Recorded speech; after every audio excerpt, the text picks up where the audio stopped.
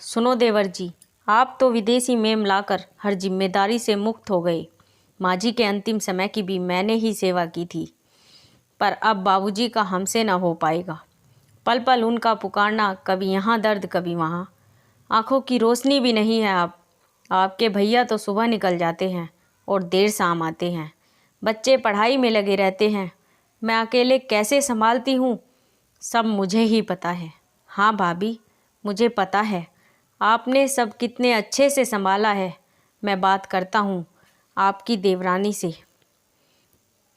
नहीं देवर जी, अब बात का समय नहीं है। आप जल्द से जल्द बाबूजी को अपने बंगले में ले जाइए। आप लोगों की भी कुछ जिम्मेदारी है या नहीं? अच्छा भाभी जी, आप बाबूजी का ज़रूरी सामान बांध कर तैयार रखिए। मैं घर पर सेटिंग कर कल ही ले जाऊंगा। यहाँ कहाँ ले आया है मुझे बेटे। मरता मर जाऊंगा, पर याद रखना तेरी मेम से हाथ न लगवाऊंगा। आँखों से लाचार भले ही हो गया हूँ, पर मुझे अभी भी सब दिखता है, सब समझ जाता हूँ। अरे बाबूजी, आप चिंता बिल्कुल ना करें। आपकी देखभाल के लिए मैंने जो महिला रखी है, वह बोल नहीं सकती पर हर काम में दक्ष है। बहुत अच्छे से अस्पताल में नौकरी करती थी, परंतु कुछ विशेषताओं के कारण उन्होंने अपना परिवार खो दिया और आवाज़ भी। अब ऐसे ही सेवा देकर अपना जीवन यापन कर रही है। आपकी छोटी बहू कुछ दिनों के लिए ऑफिस के काम से दूसरे शहर गई है।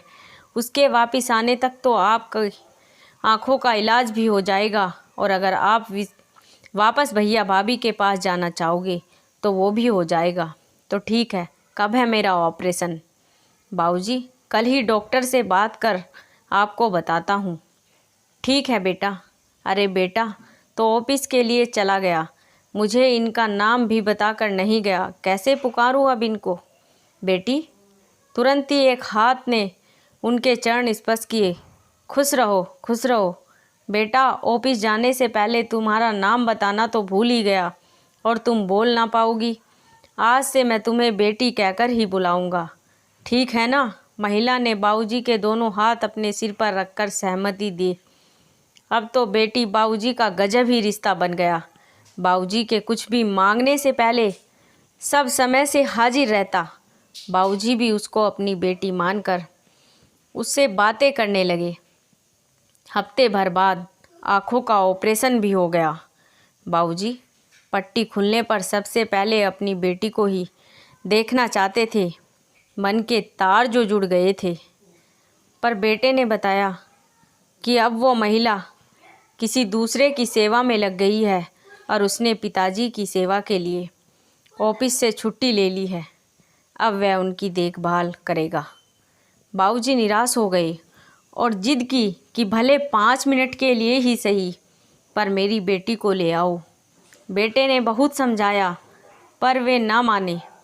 बेटा बोला, ठीक है, लेकर आता हूँ। वह चिंतित हो चला जाता है। डॉक्टर साहब बोले, आप बाबूजी के साथ रुकिए, मैं एक राउंड लगाकर बाकी मरीजों को देख कर आता हूँ। इतने में बाबूजी पानी मांगते हैं और साथ रह गई नर्स उनको पानी का गिलास पकड़ाती है। कुछ देर बाद बेटा महिला को लेकर आता है। डॉक्टर साहब भी जाते हैं। पट्टी खोली जाती है। बेटा महिला को सामने करता है। बाबूजी उसका हाथ अपने हाथ में लेकर बहुत प्यार से कहते हैं कि बेटी, तुम बहुत प्यारी हो, पर तुम वो नहीं हो। बेटा हक्का बक्का रह जाता है। बाबूजी पास खड़ी नर्स को पास बुलाते हैं और उसके दोनों हाथ अपनी आँखों पर रखकर कहते हैं, बे मेरी आँखों की रोशनी ही नहीं, मेरे नज़रिए को भी ठीक करने के लिए तुम्हारा शुक्रगुजार हूँ। सब कुछ भूल सकता हूँ, पर तेरा वो ममता भरा स्पर्श नहीं। बाबूजी ने बेटे और विदेशी बहू को गले से लगा लिया। दोस्तों, आशा करती हूँ कि आपको यह कहानी पसंद आई होगी। आपकी क्या राय है हमें कमेंट करके ज़रूर बताएं। कहानी पसंद आई हो तो चैनल को लाइक और शेयर करना ना भूलें। चैनल पर नए हो तो चैनल को सब्सक्राइब करें। कहानी सुनने के लिए आपका बहुत बहुत धन्यवाद।